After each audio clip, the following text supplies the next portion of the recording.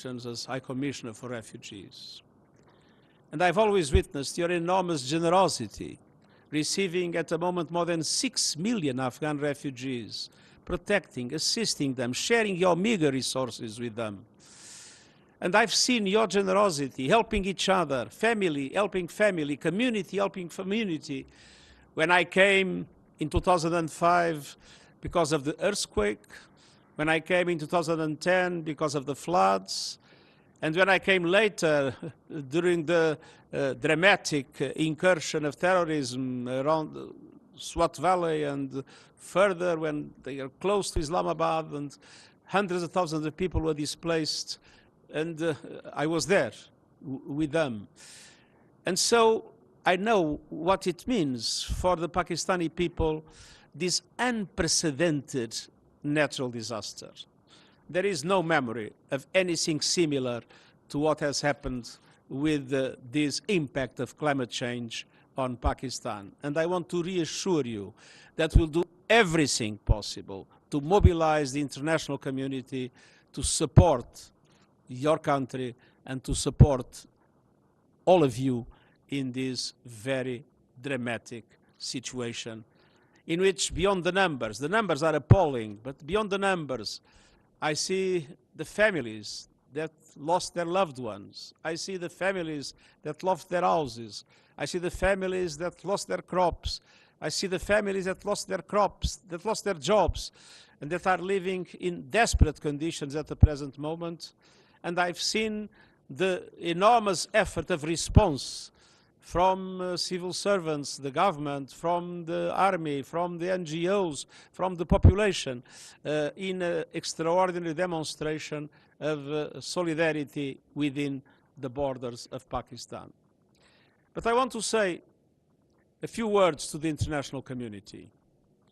Pakistan needs massive financial support to respond to this crisis that have costed, according to some estimates I've heard today, about $30 billion and counting. And that support is entirely necessary, and it is not a matter of solidarity, it's a matter of justice. Pakistan has not contributed in a meaningful way to climate change. The level of emissions of this country is relatively low. But Pakistan is one of the most dramatically impacted countries by climate change, in the front line of the impact of climate change. And it is absolutely essential that this is recognized by the international community, especially by those countries that have more contributed to climate change, and that effective solidarity, effective justice is now shown by mobilizing massive supports for relief, for rehabilitation, or for reconstruction after these devastating impacts of the monsoon plus the accelerated melting of glaciers. And at the same time, this is the moment to say that we are heading into a disaster. We have waged war on nature, and nature is striking back, and striking back in a devastating way. Today in Pakistan, tomorrow in any of your countries. And we need to stop the increase of emissions and start reducing them now. And at the same time, we need to mobilize much more resources to support those countries that need to build resilience.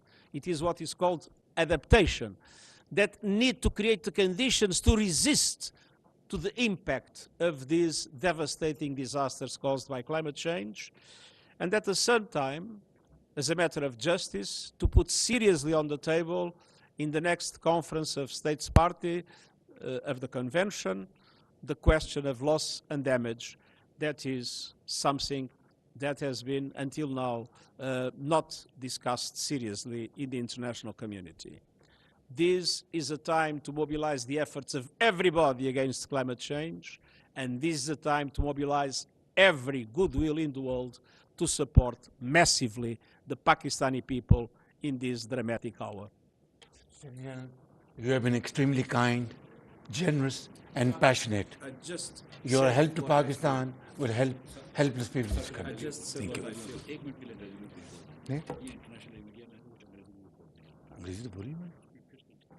Well, I told you that this great human being, Sikh General, has spoken today language which is not only understood by the people of Pakistan, but by all those who have a human heart, who are compassionate, who have empathy, and who are generous, speaking from the core of the heart.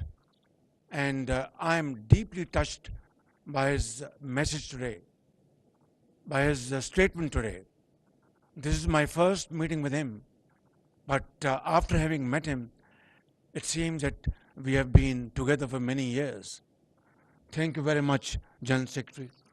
And I assure you, whatever support we get from your institution and through your institution, I give you my word of honor, along with all these ladies and gentlemen sitting on this table, ministers, general officers, government officials, ladies and gentlemen, that every penny we get from you or from wherever, we will spend it most transparently and in the interest of the suffering humanity. Thank you. Thank you.